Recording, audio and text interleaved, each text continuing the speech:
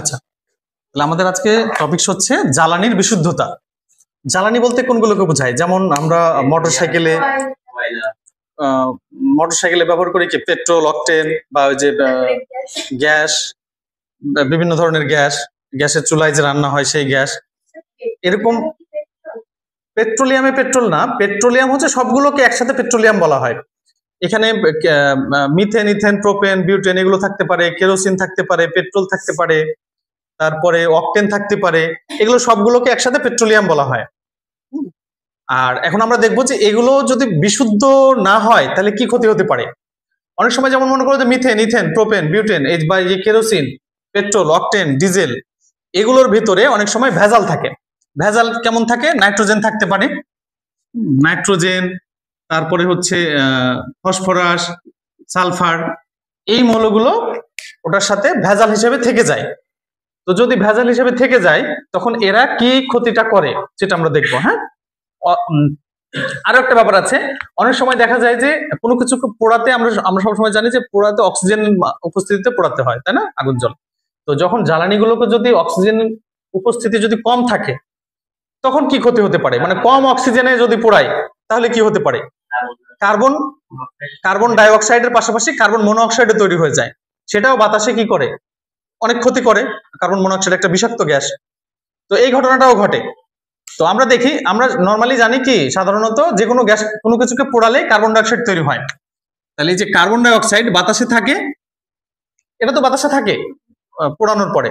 এই carbon die oxide বাতাসে যখন বৃষ্টি হয় তখন কি হয়? যে বৃষ্টির পানির সাথে বিক্রিয়া করে কার্বনিক অ্যাসিড তৈরি করে, H2। না, এটাকে অ্যাসিড বৃষ্টি বলি না আমরা, এটা তৈরি হয় তখন ওই বৃষ্টির পানির সাথে এই অ্যাসিডটা মিশে যখন পড়ে সেটাকে বলি অ্যাসিড বৃষ্টি বলি। আচ্ছা, তো যখন এই যে নাইট্রোজেন মনে করো, হ্যাঁ, এটা যদি হচ্ছে মানে যখন কোনো জ্বালানির সাথে থাকে তখন হচ্ছে কি হয়? ওই নাইট্রোজেনের একটা অক্সাইড তৈরি করবে। যেমন আমরা যে জ্বালানিগুলোর কথা বলছি মিথেন, ইথেন, পেট্রোল এগুলো, তো সেখানে তো কার্বন থাকে, কার্বন চেইন থাকে, তো সেই কার্বন থেকেই কার্বন ডাই অক্সাইড তৈরি হয়েছে, তাই না? আচ্ছা, তো আমরা এটাও যদি একটু দেখাই, আচ্ছা, যে কোনো কিছুকে যদি আমরা পোড়াই, যেমন মিথেনকে পোড়ালে আমরা অক্সিজেনের সাথে পোড়ানো মানে অক্সিজেনের সাথে বিক্রিয়া, তাই না? কার্বন ডাই অক্সাইড, পানি, আর কি কি তৈরি হয়? তাপ তৈরি হয়, এনার্জি তৈরি হয়। অর্থাৎ এই যে কার্বন ডাই অক্সাইড তৈরি হলো, সেই কার্বন ডাই অক্সাইডটা আবার কি হচ্ছে? পানির সাথে বিক্রিয়া করে কার্বনিক অ্যাসিড তৈরি করে ফেলছে। কোথায়? পানিটা কোথায় পেলো? বৃষ্টির পানি যখন হয় তখন। আরেকটা বিষয় হচ্ছে, এখন যদি এই যে নাইট্রোজেন, ফসফরাস, সালফার এগুলো যদি থাকে তখন কি হবে? নাইট্রোজেনের অক্সাইড তৈরি করবে, সালফারের অক্সাইড তৈরি করবে, এরকম অক্সাইড গুলো তৈরি করবে। যদি নাইট্রোজেনের অক্সাইড বা সালফারের অক্সাইড সালফার ডাই অক্সাইড তৈরি করে, সালফার ডাই অক্সাইড, বাতাসে অক্সিজেন রয়েছে না, প্রায় কত পার্সেন্ট? 21% অক্সিজেন রয়েছে। এই অক্সিজেনের সাথে এই সালফার ডাই অক্সাইডটা বিক্রিয়া করে সালফার ট্রাই অক্সাইড তৈরি করে, এটাও গ্যাস, এটাও বাতাসে থাকে। এই সালফার ট্রাই অক্সাইড আবার পানির সাথে মানে বৃষ্টির পানির সাথে বিক্রিয়া করে সালফিউরিক অ্যাসিড তৈরি করে। তার মানে এটা একটা অ্যাসিড। বৃষ্টি যখন পড়ে আকাশ থেকে, বৃষ্টি পড়ার সময় এই সালফার ট্রাই অক্সাইডটা বাতাসে থাকে, এটা পানির সাথে বিক্রিয়া করে সালফিউরিক অ্যাসিড তৈরি করে ওই পানির সাথে মিশে অ্যাসিড বৃষ্টি হিসাবে পড়ে। আচ্ছা, আরো আমরা দেখতে পারি যদি নাইট্রোজেনের কোনো অক্সাইড উৎপন্ন হয় তখন সেই অক্সাইডটা পানি এবং অক্সিজেনের সাথে বিক্রিয়া করে নাইট্রিক অ্যাসিড, এটা একটা অ্যাসিড। তাহলে এই যে এই অ্যাসিডগুলো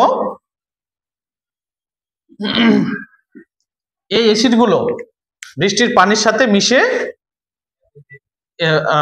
ভূপৃষ্ঠে পড়ে বা পৃথিবীতে পড়ে, সেগুলো কি করে? সেগুলো হচ্ছে কি? অ্যাসিড বৃষ্টি।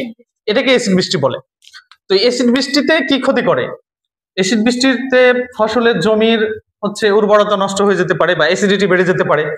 পুকুরে মাছ থাকে, সেখানে তো এই বৃষ্টির পানি তো সেখানেও যায়, তো সেখানে মাছের বা পুকুরে যে জলজ বা অন্যান্য যে কোনো জায়গায় হোক না কেন যে জলজ প্রাণী থাকে সেগুলোর হচ্ছে জীবন হুমকি স্বরূপ হয়ে যায় বা বেঁচে থাকা টাফ হয়ে যায়।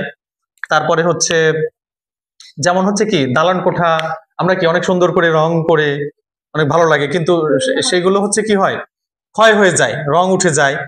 তারপরে এই যে বিভিন্ন জায়গায় যে পার্কে বা রাস্তার চৌরাস্তার মাঝে হচ্ছে ভাস্কর্য থাকে, তো সেগুলো ডিসকালার হয়ে যায় বা ক্ষয় হয়ে যায়, ক্ষতি হয়ে যায়। এ ধরনের অনেক ধরনের ক্ষতি হতে পারে এসিড বৃষ্টির কারণে। তো এই এসিড বৃষ্টি তাহলে হচ্ছে কিভাবে হয় বা কেন হয় এবং এসিড বৃষ্টি হলে কি ক্ষতি হয় তা কি বুঝতে পারতেছো? তাহলে এসিড বৃষ্টি কেন হচ্ছে?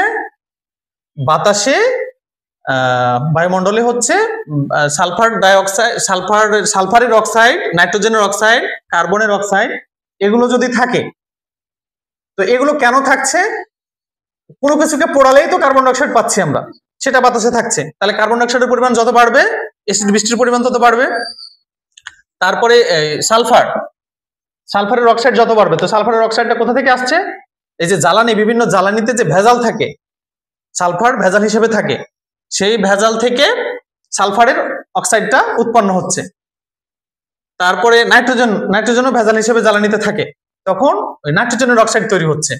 অর্থাৎ যদি আমরা জ্বালানিটা যদি বিশুদ্ধ জ্বালানি ব্যবহার করি, তাহলে কিন্তু ওই যে নাইট্রোজেনের এবং সালফারের অক্সাইড, নাইট্রোজেন এবং সালফারের অক্সাইড আর তৈরি হবে না। তখন নাইট্রোজেনের যে অ্যাসিড, নাইট্রিক অ্যাসিড, সালফারের হচ্ছে সালফিউরিক অ্যাসিড, এ ধরনের অ্যাসিড গুলো আর বায়ুমণ্ডলে তৈরি হবে না, ফলে অ্যাসিড বৃষ্টি হবে না। যা হবে শুধুমাত্র কার্বন ডাইঅক্সাইডের কারণে যে অ্যাসিডটা উৎপন্ন হবে সেগুলোই হবে, এবং তার পরিমাণ যত কমবে তত ভালো, তত আমরা অ্যাসিড বৃষ্টি থেকে মুক্তি পাবো। বাতাসে বিদ্যমান বিভিন্ন ধরনের অক্সাইড বৃষ্টির পানির সাথে মিশে বিভিন্ন ধরনের অ্যাসিড তৈরি করে।